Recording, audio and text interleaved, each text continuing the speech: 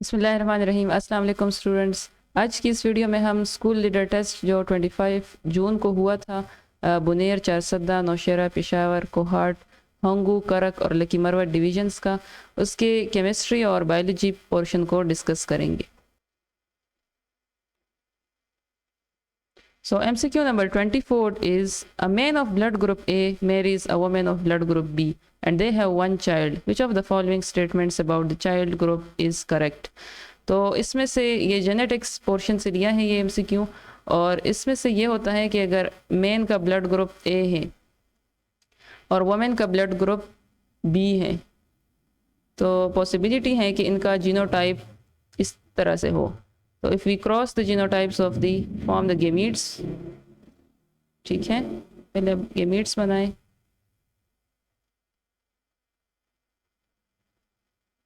इसको आप checker board के थ्रू भी कर सकते हैं। मेल गेमीट्स टॉप पे लिखेंगे आप X B X I X A X I.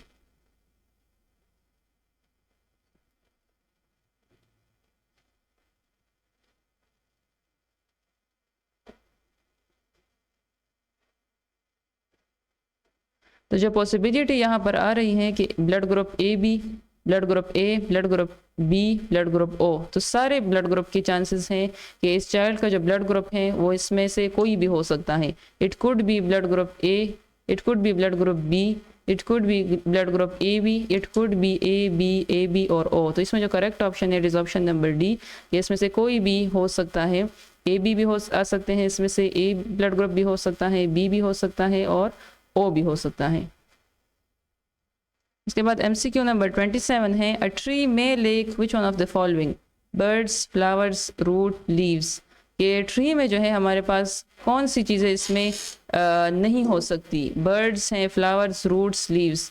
तो किसी भी ट्री में हमारे पास लीव्स ज़रूर होंगे, रूट्स उसके हो सकते हैं, फ्लावर हो सकते हैं, बर्ड्स उसमें नहीं हो सकते। Birds is not a part of the tree. किसी भी ट्री का जो स्ट्रक्चर है उसमें हमारे साथ स्टेम होता है, उसके रूट्स होते हैं, इस तरीके से उसके लीव्स, और उसमें कोई फ्लावर हो सकता है। ठीक है, तो ये स्ट्रक्चर में इसके इंक्लूडेड हैं, कोई बर्ड इसके स्ट्रक्चर में इंक्लूडेड नहीं है। तो option D is the correct option, कि इसमें हमारे पास फ्लावर्स भी हो सकते हैं, रूट एंड लीव्स भी हो सकते हैं, बर्ड्स कभी कभी आके उस पर बैठ सकते हैं लेकिन इसका स्ट्रक्चर के इसका पार्ट नहीं हो सकते। Flower is the part of the tree, और जो बर्ड्स हैं this is not a part included in its structure. So correct option is option number D. उसके बाद MCQ नंबर 40 है the dehydration of ethyl alcohol with concentrated H2SO4 at 170 degree C gives. तो ethyl alcohol का formula कुछ इस तरीके से है कि 2 कार्बन एटम्स हैं और एक हाइड्रोजन को, इथेन का ही स्ट्रक्चर है लेकिन एक हाइड्रोजन को रिमूव किया है विद दी OH ग्रुप। तो इसकी जब डिहाइड्रेशन होती है in the presence of concentrated H2SO4 at 170 degree C, तो it will yield the ethene. ठीक है, इससे हमारे पास इथीन बनता है। और अगर ये टेम्परेचर कम हो जाए 140 डिग्री C हो ये टेम्परेचर, तो this will leads to the formation of an dimethyl ether. इससे फिर ईथर की फॉर्मेशन होती है। लेकिन अगर टेम्परेचर 170 डिग्री C है तो इससे बनेगा ethene. So option B is the correct option.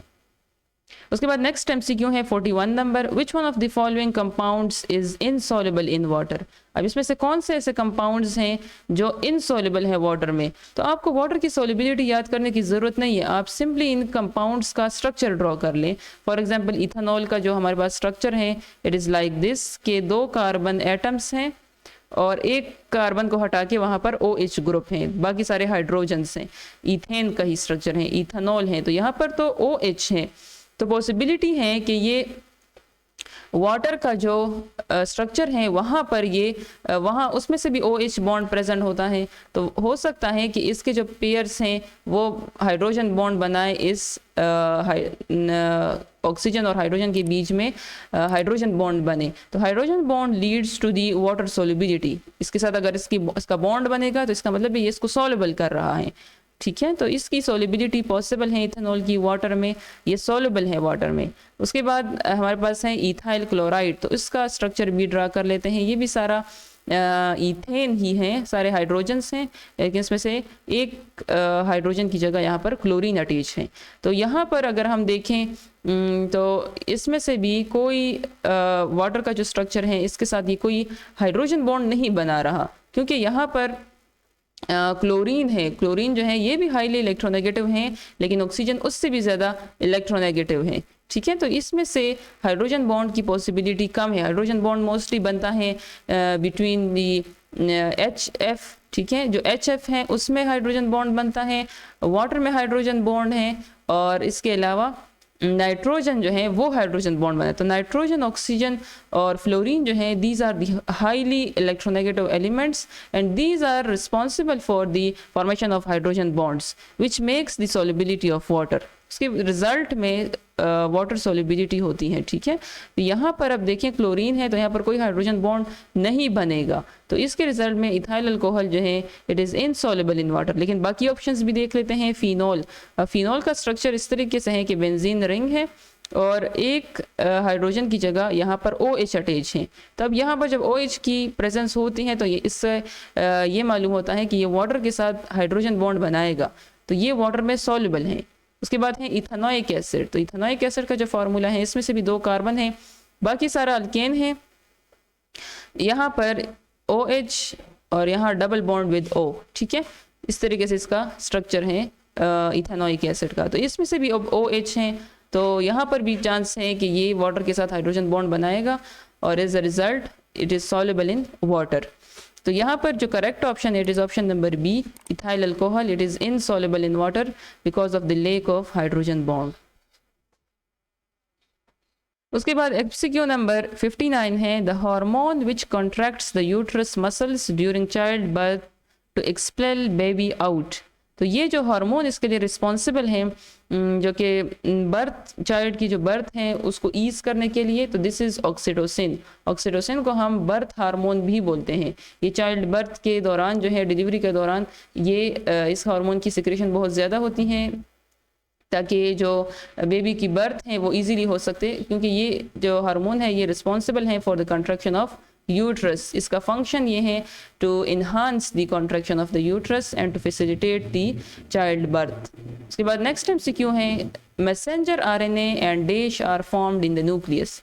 अब न्यूक्लियस में किन किन चीज़ों की फॉर्मेशन होती है? मैसेंजर RNA बनता है, ठीक है, वहाँ DNA से मैसेंजर RNA बनता है। और क्या चीज़ बनती है न्यूक्लियस में?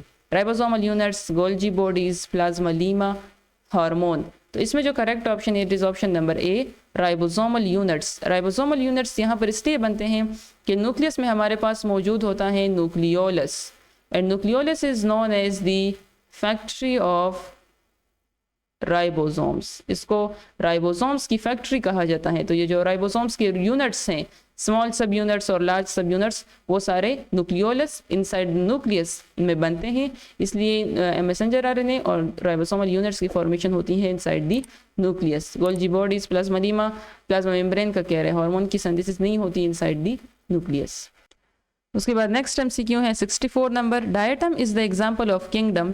तो डायटम जो है these are the examples of kingdom protista, और ये जो है हमारे पास एलजी लाइक प्रोटिस्ट है। प्लांट लाइक प्रोटिस्ट में जो एलजी है उसकी उसका ये मेंबर है डायटम।